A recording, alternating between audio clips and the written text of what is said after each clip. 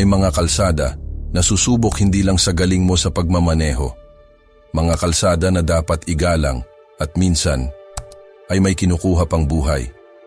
Mga kawaw, samahan niyo ako sa pagtuklas sa madilim na bahagi ng pakikipagsapalaran, ang top 10 na pinakamapanganib na kalsada sa mundo. Halika at pag-usapan natin. 10. James Dalton Highway. Ang James Dalton Highway ay isang 666 kilometers gravel road na matatagpuan sa Alaska, USA. Kilala rin bilang Haul Road, ito ay itinayo noong 1974 upang magbigay ng access sa Trans-Alaska Pipeline System. Ang James Dalton Highway ay tumatawid sa malalayong lugar ng Alaska na may malupit na kondisyon ng panahon, yelo sa kalsada at malakas na hangin. Ang kakulangan ng mga gasolinahan at serbisyo sa kahabaan ng daan ay nagdaragdag din sa panganib. Ang James Dalton Highway ay itinuturing na isa sa pinakadelikadong kalsada sa mundo dahil sa kanyang malalayong lokasyon at matinding kondisyon. Ang mga driver ay dapat maging handa sa mga flat tire, mga sira ng sasakyan at mga aksidente. Ang pagdadala ng mga extra supplies tulad ng pagkain, tubig at gasolina ay napakahalaga kapag nagmamaneho sa kalsadang ito. Sa kabila ng mga panganib, ang James Dalton Highway ay nagbibigay ng isang natatanging karanasan sa mga nais makasaksi sa kagandahan ng Alaskan wilderness. Ang mga manlalakbay ay makakakita ng mga nagtataasang bundok, mga malalawak na kapatagan, at mga wildlife tulad ng mga caribou, bear, at moose. Ang pagmamaneho sa James Dalton Highway ay nangangailangan ng matinding paghahanda at pag-iingat. Ang mga driver ay dapat maging pamilyar sa mga regulasyon at mga kondisyon ng kalsada. Ang pagrespeto sa kapaligiran at ang pagiging responsable ay napakahalaga kapag bumibisita sa Alaskan wilderness.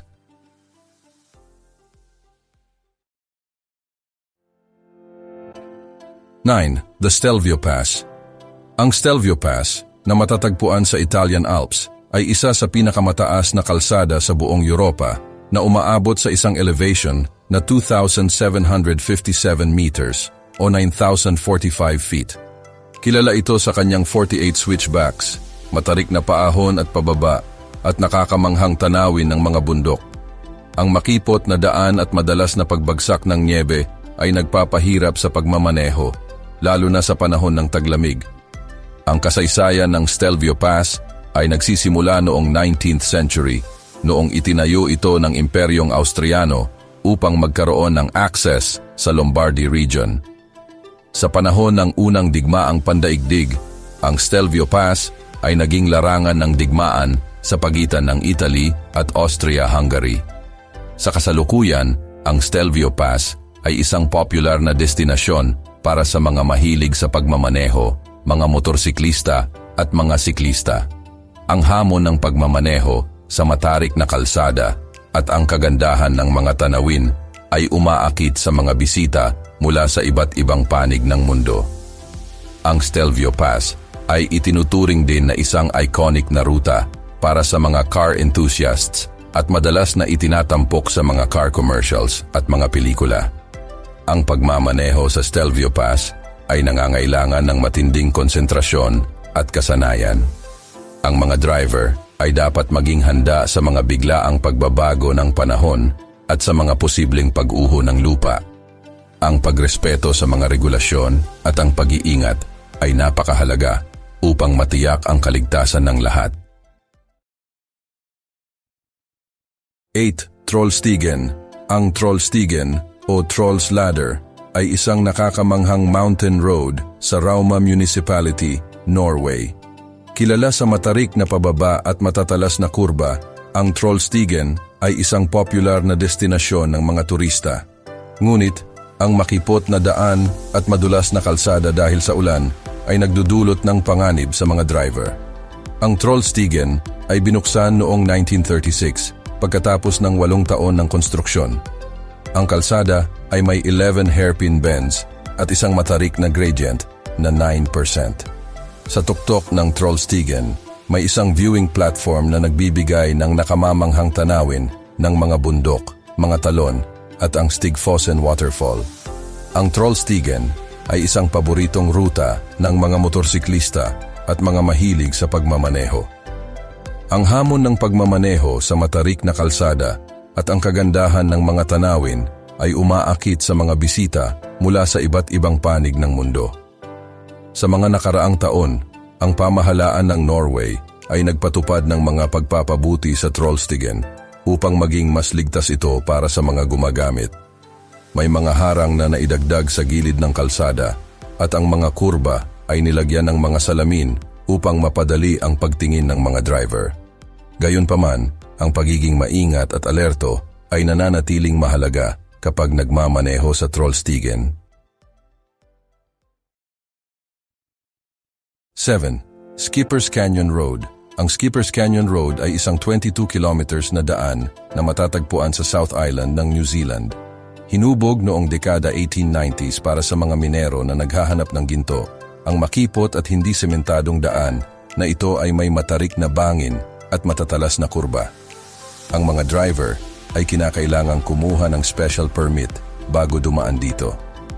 Ang Skipper's Canyon Road ay kilala sa kanyang nakakamanghang kagandahan na may mga nagtataasang bangin, mga malalalim na lambak at ang Shotover River. Ang kalsada ay tumatawid sa Skipper's Canyon, isang makasaysayang lugar na mayaman sa mga kwento ng mga minero at mga pioneer.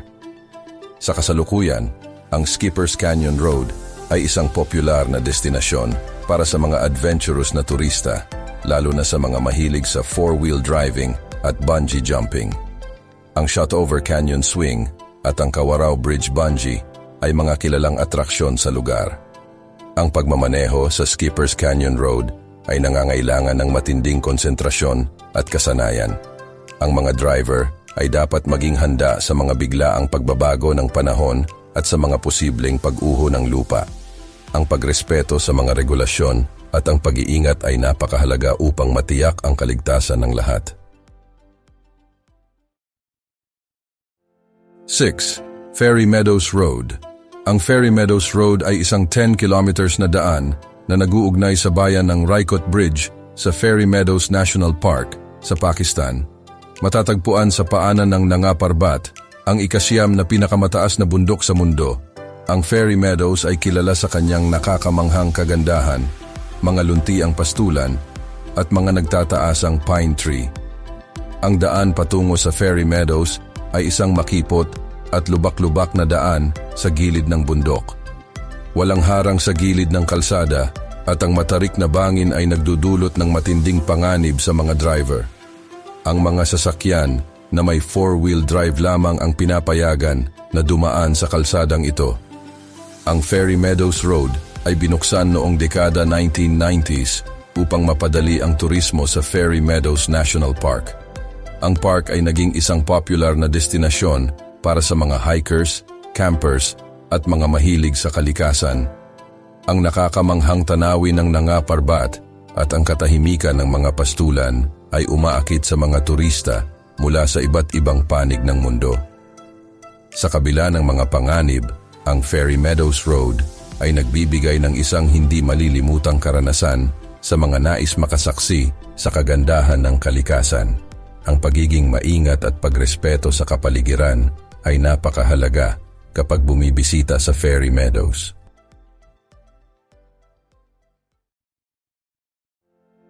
5. Halsema Highway. Ang Halsema Highway ay ang pinakamataas na kalsada sa Pilipinas na tumatawid sa Cordillera Central Mountain Range sa Hilagang Luzon. Nag-uugnay ito sa Baguio City at Benguet Province sa mga bayan ng Mountain Province at Ilocos Sur. Kilala ang Halsema Highway sa mga landslide, matarik na bangin at makipot na daanan. Ang madalas na pag-ulan at fog ay nagpapahirap sa pagmamaneho at ang mga rockfall ay karaniwan din. Ang kasaysayan ng Halsema Highway ay nagsimula noong panahon ng mga Amerikano noong unang bahagi ng 20th century. Pinangalan ito kay Eusebius Julius Halsema, isang American engineer na nanguna sa konstruksyon ng kalsada.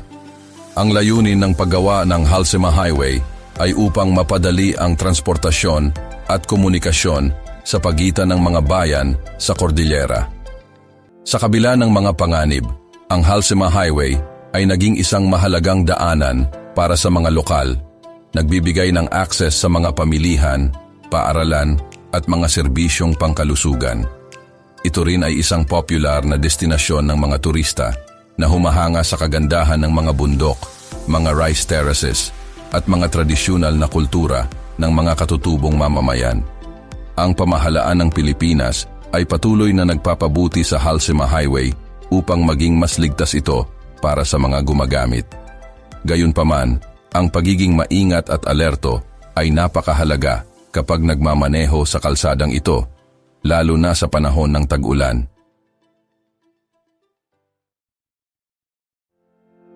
4. Sichuan-Tibet Highway. Ang Sichuan-Tibet Highway ay isang 2,142 kilometers highway na nag-uugnay sa Chengdu, Sichuan Province at Lhasa, Tibet Autonomous Region sa China. Tinaguriang the roof of the world, ang highway na ito ay tumatawid sa kabundukan ng Himalayas na may matataas na elevation, matarik na bangin at madalas na pagguho ng lupa. Ang kakulangan ng oxygen sa matataas na lugar ay isa ring panganib sa mga driver. Ang konstruksyon ng Sichuan-Tibet Highway ay nagsimula noong 1950s bilang bahagi ng pagsisikap ng pamahalaan ng China na paunlarin ang rehiyon ng Tibet. Libu-libong manggagawa ang nagtulungan upang buuin ang highway na nahaharap sa matinding hamon ng klima, heograpiya at kakulangan ng teknolohiya. Ang Sichuan-Tibet Highway ay natapos noong 1954, nagbigay daan sa pag-unlad ng Tibet sa pamamagitan ng pagpapabuti ng transportasyon at komunikasyon. Ang highway ay naging isang mahalagang ruta para sa kalakalan, turismo at militar. Sa kasalukuyan, ang Sichuan-Tibet Highway ay nananatiling isang mahalagang daanan para sa mga lokal at turista na nag-uugnay sa kultura ng Tibet sa ibang bahagi ng China. Ang mga manlalakbay ay humahanga sa mga nakamamanghang tanawin ng mga bundok, mga glacier at mga Tibetan village. Gayunpaman, ang paglalakbay sa Sichuan-Tibet Highway ay nangangailangan ng maingat na paghahanda at pag-iingat dahil sa matinding kondisyon ng kalsada at panahon.